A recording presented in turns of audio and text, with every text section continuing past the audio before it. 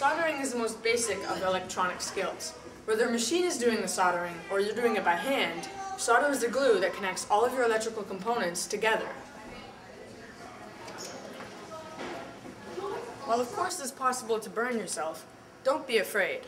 Soldering is fairly easy to do as long as you follow these 6 basic steps. This allows the solder to flow smoothly into the connection. Allow the soldering iron to heat up the wires first before you try to connect them together with the solder. Touch the solder to where the wires are crossed, not to the tip of the soldering iron. You should see the solder melt and flow into the joint. There should be a small puff of smoke. You need to remove the solder before the heat so that the solder doesn't attach itself to your wires. There, your connection is done and electricity is able to flow. Make sure you clean the tip on the damp sponge after. This keeps the tip from overheating. Let's rewind that and see it one more time, just to make sure.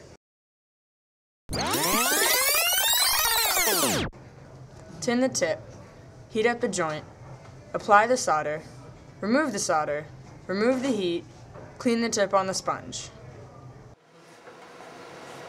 So that's it. Fast, simple, and fun. Just remember, avoid breathing in the fumes and don't touch the newly soldered joint right away. Give it some time to cool down. If you do make a mistake, however, it's pretty simple to fix and can usually be fixed. Just ask a helper who will show you how to use the solder sucker.